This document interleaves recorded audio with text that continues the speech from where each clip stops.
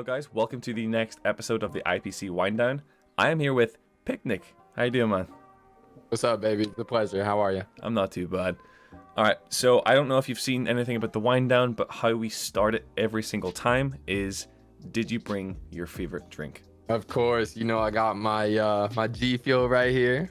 Boom, sponsored by G Fuel. Use code picNick, baby. But I'm using the Bobby Boysenberry as the presenter today. I actually just recently got this, man, and I'm really actually just. Oh baby. Okay, so the UK don't have the cans yet. How did they equate to the actual tubs? So yeah, I mean, you know, I got the tubs and stuff right here next to me too, but so the cans are great, man. It's the carbonation for me, right? So with obviously with the powder, you don't have the carbonation.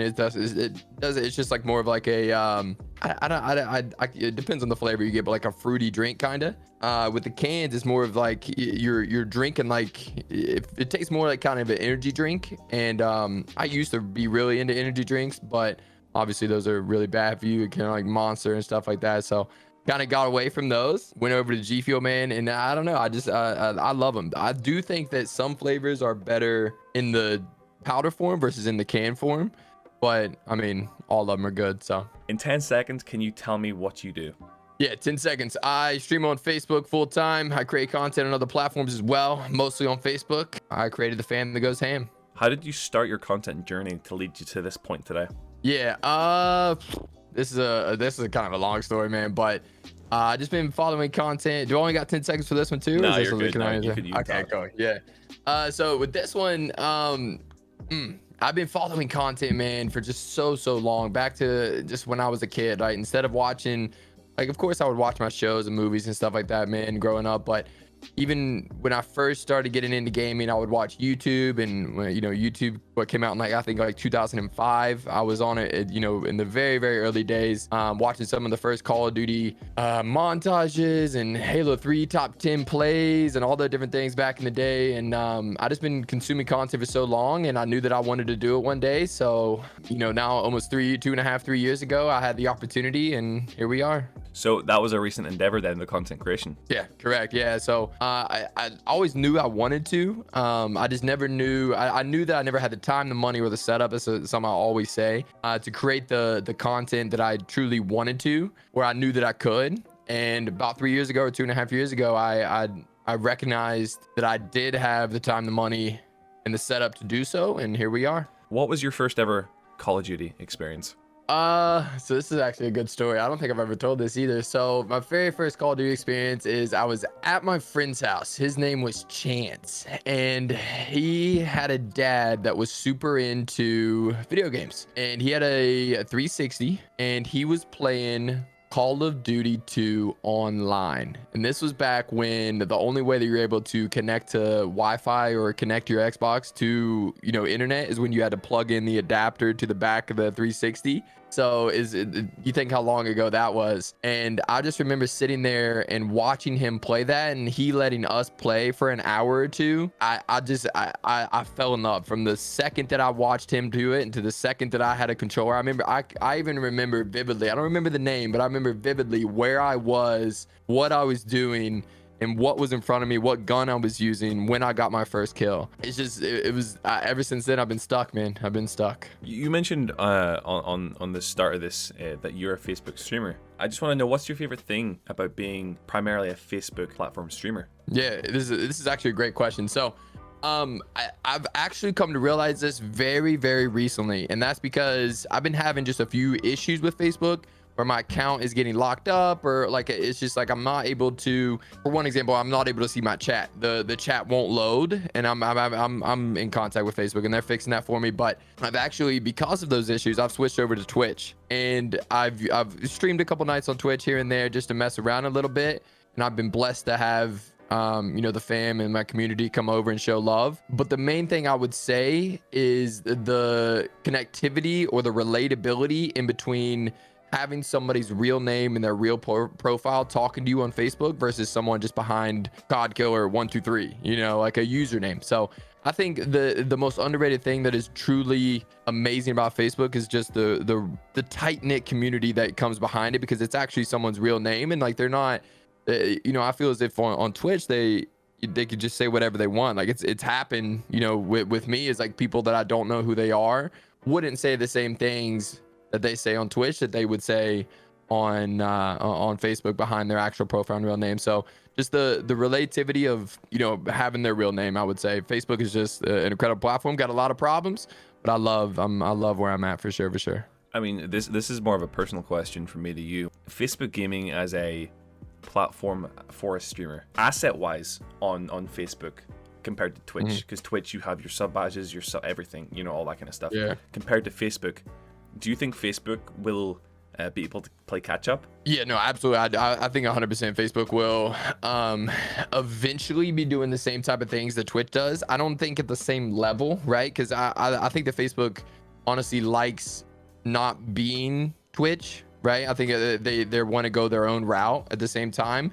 Twitch does a lot of things great, and there's no doubt about that, such as, you know, the tiered subs, tiered badges, customizable badges, different, you know, emotes, and the amount of emotes you can have and stuff like that, man. But Facebook is most certainly right there with it, but at the same time they still want to go their own direction and create things that are not that Twitch had first, right? So, you know, there is a bunch of stuff, like I said, that Twitch does great, but I do believe that Facebook will take some of those things and implement them into their own platform, which we've already seen with, you know, gifted subs and, you know, stars and stuff like that. There's just like, you know, bits are the same thing as stars, but absolutely, I think, you know, tiered subs will probably be coming in the future, maybe even more customizable badges, a whole bunch of stuff like that, man. So being a partner on Facebook gives me the opportunity and blessed to have the opportunity to hear a little bit behind the scenes stuff and see some of the things they're working on, and it's incredible. It really is incredible, and I'm blessed to be where I'm at. If there's one thing that you can add to Facebook's streaming platform, what would you personally bring in?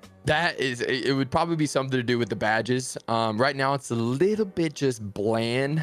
The problem with Facebook is you know, Facebook gaming is its own thing, but it's still under the umbrella of Facebook, you know. So there's a lot of legality things that have to go on behind the scenes, besides, like, you know, to be able to get new badges and new things like that. But I think that, you know, the customizable, you know, tiered sub / badges is something I'm really looking forward to for sure. In the short time that you've been a full content creator, what's the biggest milestone that you've hit? Ooh, this is a tough question for me. Honestly, I would say we just recently hit 200,000 followers. We peaked at a couple months ago. I think we we're at 8,000 subs, which is super dope. Just continue to grow every day, man. 2021 was a year that I said that I'm just gonna, you know, 2020 was a year that was crazy, and then 2021 I was ready to really just start advancing on all levels, and I think we've started to do that, right? We've raised CCV, raised watch time, raised just the overall community in general, and I think as a broad standpoint, just how much we've grown in 2021 is the best accomplishment so far. What do you love and hate the most about streaming?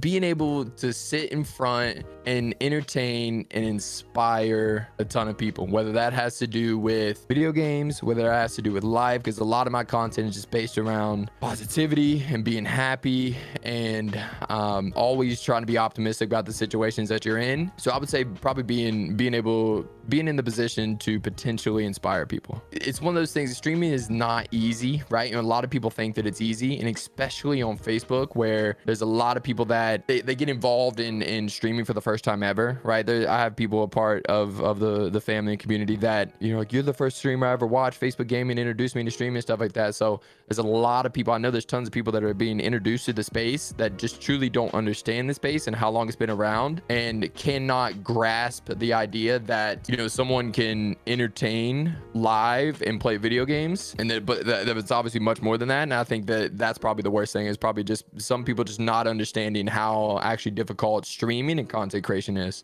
You don't know until you're in it. I mean, exactly. That's the thing. You never know until you actually start yourself. Could you tell me what your funniest interaction with a fellow content creator was? I'll tell you the most recent one. So I have a friend named Primetime, right? And he streams on Facebook as well. And he's just one of those one of those gentlemen that I love him to death. He's just fun to get riled up, right? So I can talk some crap to him, and he'll start talking crap back to me. So last night we were just yelling at each other back and forth, and it was just it created some of the funniest content. We had the chat laughing all the way up and down the street. Just it was a lot of fun last night, just laughing around, just messing in games and blaming when something was not his fault whatsoever at all, but then blaming it on him and getting him riled up. That was probably the most recent, I would say, as far as a funny interaction. Is there a creator that you look up to in this space? See, now this is a great question, and it's a hard question for me to answer. And because of the fact I was saying I've been following content creation for so long, there's so many different people that I've been watching and so many different people that I've got inspiration from over the years that it's hard for me to pick out one person. I'm a super competitive player, and I've been watching a guy that actually plays Apex, which is a completely different game than I play. But the guy that plays Apex is a very high level competitive player, and just his level of competitive integrity, as well as just how much he wants to win and the passion behind what he wins, inspires me to most certainly want to do better. And his name is TSM Imperial Hall. And I mess with him pretty heavy just because he's just so passionate about winning, and I definitely am the same way. What's your favorite tourney that you've ever competed in? I would say probably as of recent, it would probably be the Huskers How with Nicole, a 2v2 tournament. We did really well in that. We ended up getting third place. We could have won. We really could have, but we ended up getting third place in that. And I think that solidified us as one of the the top duos in the space. Other than that, I would say the Stone Mountain $100,000 Moving Mountains charity tournament that my boy Oakley and I won. I would say those two are probably the most memorable or the ones that I like the most for sure. Well, what's your go-to landing spot in Verdansk for one of those tourneys? It depends on the strategy, but most of the time we're going for a helicopter. So hospital, sometimes the helicopter outside of the hangars. Sometimes we'll just jump at like a random helicopter spot, but if we want to land safe, we'll probably end up just landing hangars or hospital. What has been your favorite Warzone meta? Actually, it's the most recent meta, and it used to be the Kilo and the MP5 back in like season 5-6, where the Kilo was just dominant, and then the Modern Warfare MP5 was just so good as well, and I loved it. Right, this was before the integration of the Cold War guns. It's actually, I think it changed as of recent, and it was season 3, which season 4 just came out. So season 3 was, for me, there was a bunch of guns being used as a secondary, but for me it was obviously the AMAX was the best gun, and then for a primary, and then the secondary, mine was the XM4, which I still use today, but I've moved on a little bit to a different gun, the Core MP5. But my favorite meta probably has been recently changed to the AMAX and the XM4 from season 3. Okay, so you're not doing tourneys, you're not streaming, you're not content creating, you're off the setup, and you're winding down yourself. What do you do to wind down? Yeah, great question. So if I'm doing something like active and it's nice outside, I've actually got into some disc golf. I've been really enjoying disc golf, going out and playing disc golf. Some people are like, disc golf, loser, but I actually really enjoy it. I think it's a lot of fun, and if the people that say it's weird just have never played it, but it's a good form of exercise. It's a lot of fun, and it's hard, so it's something that you can get good at. If I'm just winding down for the night, if I'm like just chilling, I'm usually just laying in bed watching my boy TSM Imperial Hall, just chilling, watching streams for sure. You're in a zombie apocalypse, Okay. and you can only bring 3 content creators. Who are they and why? I'm taking my boy the Promise 19, simply because he's a little bit older. He's got an eye. He knows what's fucking going on. But yeah, my boy Promise 19, and he's been in the military in the past. So I don't know why I just immediately thought of him. Number 2, I would say, okay. I gotta go with my boys though. So I would go with Dabbot as well. Dabbot Gaming. He was also former military, and I feel like he will critically think ourselves out of some situations.